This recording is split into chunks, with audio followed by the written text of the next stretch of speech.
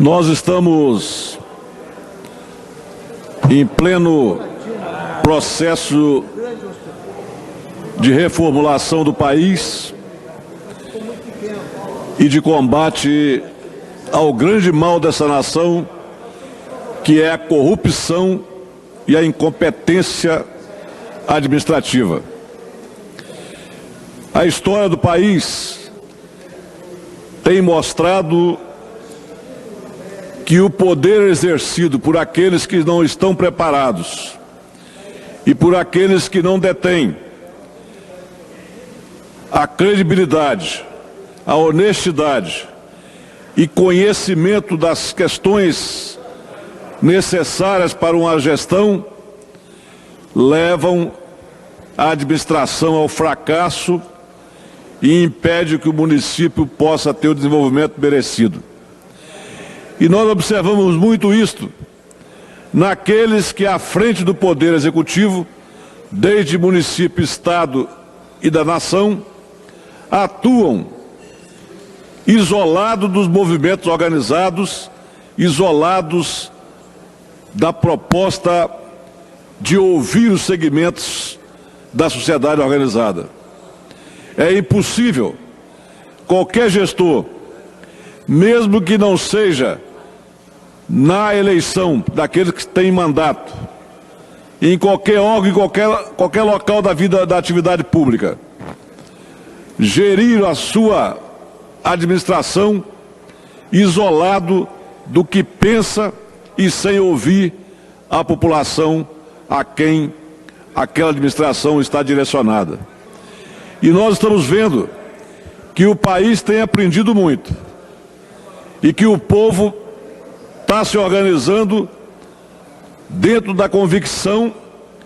de que nós não temos que eleger reis, nós temos que eleger pessoas que são, na verdade, representantes da maioria da população, mas não são donos do que tem que ser executado, das políticas públicas que têm que ser executadas e dos interesses coletivos. Aqueles que pensam que sozinhos sabem tudo e que são capazes de, com as suas ideias, tentar imprimir um ritmo administrativo,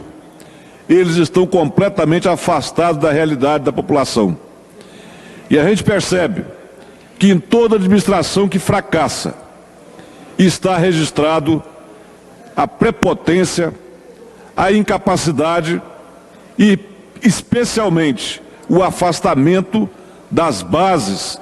de organizações sociais e das organizações que prestam atividade pública dentro do município, dentro do estado, dentro do país.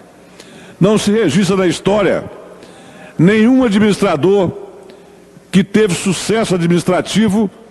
via a prepotência, via ao abandono, a discussão das questões que são necessárias que sejam colocadas em debate permanente com os segmentos da organização social. E a gente, lendo a história do Brasil, lendo a história do Estado e lendo a história até de vários municípios, percebe que todo o sucesso que os administradores tiveram em cada desses entes foi o que fez discussão com a comunidade, foi o que fez projetos vinculados ao atendimento da população e não de atendimento apenas a um grupo de pessoas. Uma administração que tem a tendência de administrar para grupos,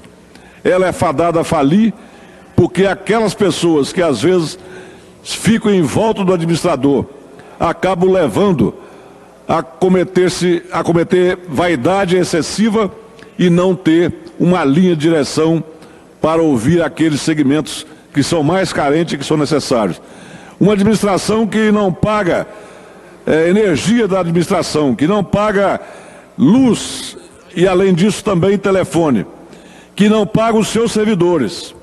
que não tem organização para saber nem como gerir uma folha de pagamento. Uma administração que faz prioridade pelaquilo que não é a vontade da população, que passando dificuldades para obter remédio dos postos de saúde, é recebida com festas desproporcionais e desnecessárias, quando na verdade todo aquele dinheiro é poderia ser direcionado ao atendimento na área de saúde. Uma administração que não preza pela organização, que não preza pela moralidade, que não se comporta diante da sociedade com dignidade e respeitando a função do cargo. Ela é fadada a falir num tempo recorde. E nós vemos que isso ocorre aqui no Espírito Santo, no município de São Mateus, onde a administração em 10 meses já conseguiu provocar um desastre administrativo, uma falta de união, uma falta de respeito com os munícipes, ao ponto de levar o município a um deboche nacional, pelo fato de estar ocorrendo coisas que não ocorrem nem nos municípios que estão iniciando pelo primeiro mandato, quando se consegue emancipação. O município tradicional como São Mateus, criador da maioria dos municípios do norte do estado do Espírito Santo, o município que tem uma cultura viva, que tem movimentos organizados dos mais competentes, onde a força popular influencia não só na política eleitoral, mas influencia na política cultural e influencia na história do Espírito Santo como um dos municípios mais ricos em termos de debates, em termos de folclore, em termos de organização da sociedade pela via da união e pela via da discussão pública. Então nós temos hoje um processo em andamento que daqui a pouco, às 17 horas, será dado continuidade ao seu julgamento, já tendo 5 votos favoráveis ao afastamento do prefeito. E que apenas um juiz que pediu vista, e nós esperamos que hoje ele coloque o processo em votação, para que o município não seja prejudicado se houver um golpe desse processo, não ser julgado antes do recesso, que é o que nós sabemos que os advogados do prefeito estão trabalhando, para que ele possa ficar até a volta do recesso e ter tempo de fazer alguma manobra para poder viabilizar a sua permanência. Nós precisamos de encorajar as autoridades, nós precisamos fazer com que os órgãos de justiça não decepcionem o povo, nós precisamos fazer com que todo o poder judiciário e poder eleitoral não decepcione a população que paga imposto para contribuir com a justiça justa, com a justiça enérgica e com a justiça rápida. Porque o prejuízo que é dado hoje ao município de São Mateus, com esse julgamento paralisado e submetido a prorrogações, isso tem causado um desastre nas finanças do município, onde o cofre não possui mais nem condições de pagar as despesas de telefone e de energia elétrica. E nós devemos isso tudo ao pedido de vista demorado, porque se o TRE adota uma postura de começar um processo de velocidade que começou, chegando a 5 votos favoráveis à cassação, e depois começa o processo de pedido de vista, dando condições àquele que está já afastado juridicamente, porque as provas são contundentes, são fortes e foram feitas o inquérito pela Polícia Federal. Se isso já é uma realidade, para que dar tempo para que aquele que está no poder possa dilapidar o patrimônio público de maneira ofensiva, de maneira desmoralizante e de maneira a enfraquecer todas as estruturas do município, levando até a Igreja Católica, o bispo, a reagir contra o estado de coisas que está acontecendo naquele município. Então esperamos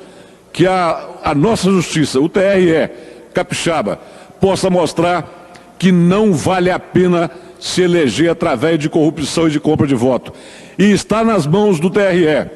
essa decisão. E eu espero que o presidente do TRE, que é um desembargador, um homem honrado e um homem sério, que está hoje eleito como presidente do Tribunal de Justiça, ele possa fazer valer a vontade da lei e a vontade da população. Porque ninguém pode conviver com um estado de coisa onde é permitido que aqueles que fraudam a lei,